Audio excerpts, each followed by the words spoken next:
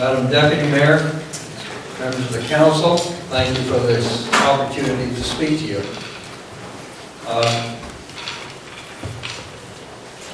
On November the 10th, I'm going to be at CFB Trenton. And the reason I'm going to be there to be part of the grand opening of the Afghan Repatriation Memorial, which I'm proud to say I had a hand in funding, which I'm proud to say that I had a hand in helping to commemorate through a large motorcycle group in Canada, the United States, England, Australia, and Israel. This commemoration is for all of our veterans who came home from Afghanistan in coffins. They're in Afghanistan fighting for the freedoms of other people who they don't know, who will never know, and unfortunately don't appreciate it. This is my wife, Ann, who's been through an awful lot with me when it came to rights issues, not language issues. I'm not here to speak about language, I'm here to speak about rights. On my left is Lou DeVono. Lou DeVono came in from Toronto specifically for this purpose. You might not know his name, but you probably know what he does. Lou organizes the Heroes Highway Ride every year. These are thousands and thousands of motorcycles that ride up the 401 along the Highway of Heroes to commemorate and honor all of those brave Canadian young men and young women, and not so young men and not so young women, who've given everything for freedom in a far-off land. And I'm very proud that Lou had invited me to ride at the head of this procession this year. And as I told him what we're doing here in South Stormont, Lou said there's no other place he'd rather be. I'm baffled by the number of people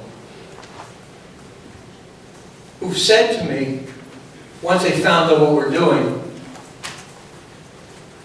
you think we really should be doing this? I called Guy Lozon Friday night. And the first few minutes were very congenial.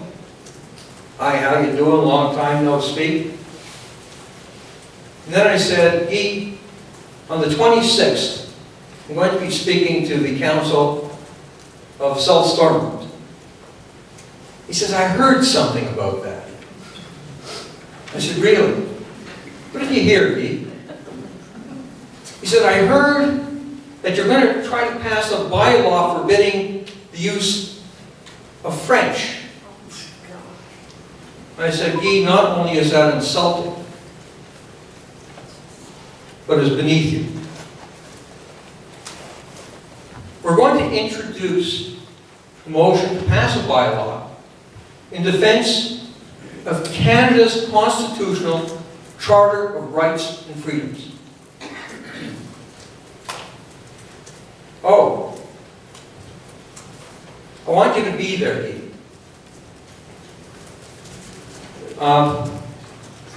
That's kind of controversial. How can standing up for Canada's rights, for our Charter of Rights and Freedoms that's embedded in our Constitution, passed by our Canadian Parliament, be controversial? Guy, this is wrong. And he said to me, well, language is a provincial mandate. I said, no. We're talking about rights, not language. Well, you're going to a municipal council. I have nothing to do with municipalities. This is about a municipality. I said, no, it's about Canada. Well, see, you have a mandate, and I have a mandate. I said, no, Guy, I don't have a mandate. No one's paying me to do this. I would like to get a fraction of the money back that I spent to do this. But you're getting paid to do this. You're my member of parliament.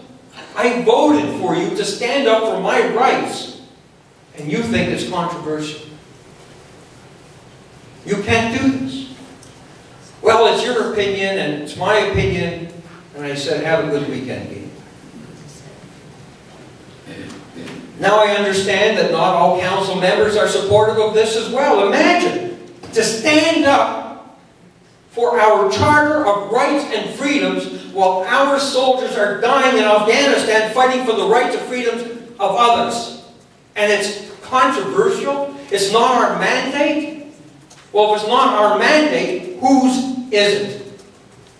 We're watching our country fall apart. We're watching politicians play fast and loose with the rights that we believe are inherently ours. Now, I don't know how you're going to vote. And frankly, I don't care. If you vote for this bylaw that's going to give all people in this township the right to express themselves in the language of their choice, you're doing the right thing. And if you decide not to vote for this bylaw, or you decide not to vote at all, or you decide to vote against it, that's a different statement.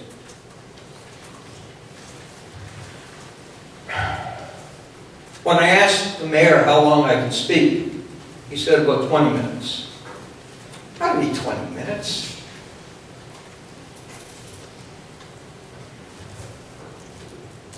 People will say, well, you're anti-French. I'm probably one of the few bilingual people in this room. People would say, well, you fought in Quebec. I did. But not against the French, not against the French language, but for my rights to be equal, for my rights to be visible. I lived with armed bodyguards for over 2 years. My wife couldn't go to the hairdresser without a thug going beside her to make sure she would be safe. My horses weren't safe when we were off the property.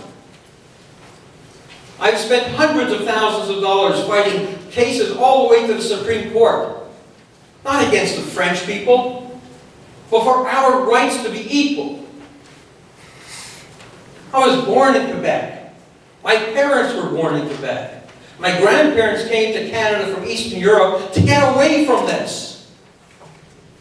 They came here not speaking English, not speaking French, and not being part of the religious majority. But they made damn sure that they were going to educate their children to be Canadians. Not to be Ukrainians, not to be Russians, not to be anything else. Canadians.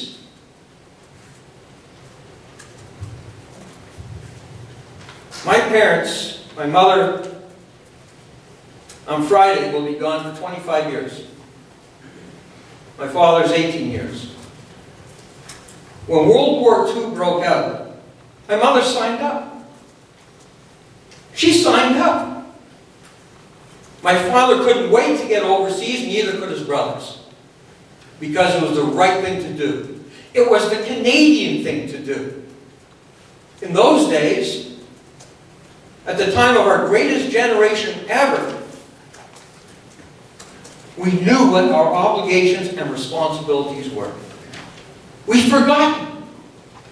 We don't want to insult anybody by saying we stand for freedom of expression, for our Charter of Rights and Freedoms. Because if you say that, then you're anti-somebody. What's wrong with being pro-yourself? What's wrong with being in favor of a dream that brought so many people to this country that our generation has forgotten? In the province of Quebec, the unrestricted use of the English language is against the law. Period.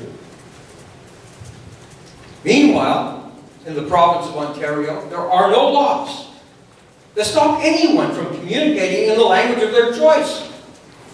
French-speaking people can live in French. be educated in French, work in French. There's no restrictions. They can have French-only publicly financed healthcare centers that no one on this panel, unless you can speak French, can go to, even though you paid for it. They can segregate school buses, as they did in Alexandria, kicking all the English kids off the bus because they don't want English kids on their bus. They can fly a Franco-Ontarian flag. No make-believe, no Ontario flag. No one says anything. And for the first time ever, in Ontario, the unrestricted use of the English language is against the law. That's right.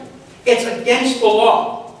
I fought this through Superior Court with Jean-Serge Brisson, who's in the audience, a French guy who put up a French-only sign saying, that's how I want to express myself. I put up an English-only sign saying, I have a right to express myself this way. And we lost in Superior Court. The judge said, well, yeah, this Russell bylaw violates your freedom of expression. Well, we'll pass it anyways. Then we went and spent tens of thousands of dollars more at the Court of Appeal. Same thing. There was a demand for bilingual judges, even though the entire case was heard in English. And Jean-Serge and myself were more than prepared to hear it in French if that's what they wanted. So we have bilingual judges with a proclivity towards bilingualism in the French language. We said the same thing. We agree. Your fundamental right to freedom of expression has been taken away from you. But it's the right thing to do. On September the 13th, we applied to the Supreme Court of Canada. Whether they give us leave to hear the case or not, I don't know. And we're going to hear the same thing from the Supreme Court?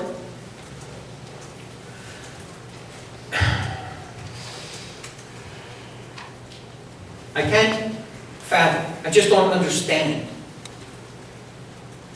how anyone in this country, in the province of Ontario, 96% of which is English-speaking or non-French-speaking, how they can ponder not passing a law that guarantees our freedom of expression.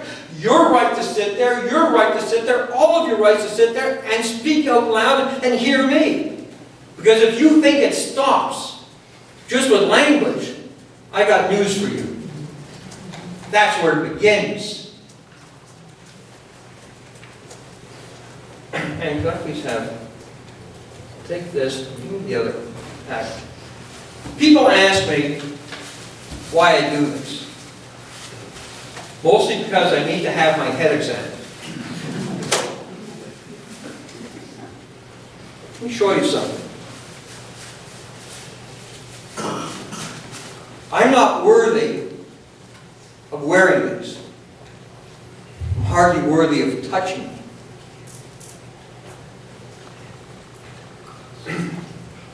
When my dad died 18 years ago, his Canadian flag-draped coffin sat in a funeral parlor. Large, large hall. Standing room only.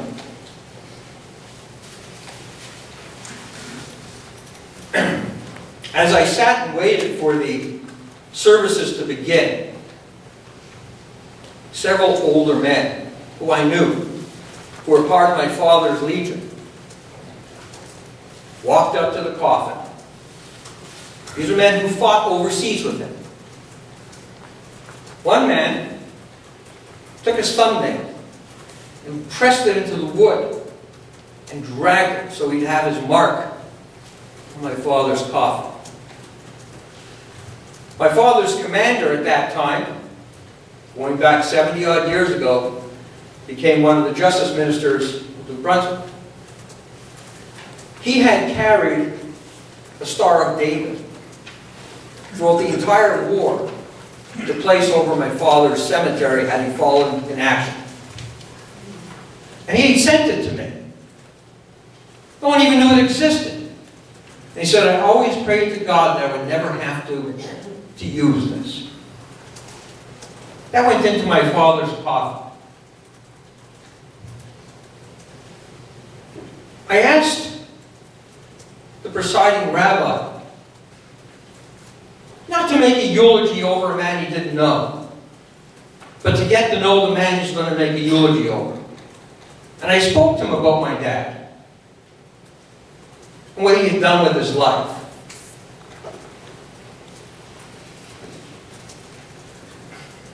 I didn't know this existed either. A lot you don't know. I'm not going to read all of this to you because it's lengthy. I'm going to read a very short paragraph. It's a history on the Carleton and York Regiment, one of Canada's great regiments in battle. Long before D-Day, long before Canadians, Americans, and Brits stormed the beaches of Normandy, we were all fighting. Up Sicily. My father up front, wounded at Monte Cassino.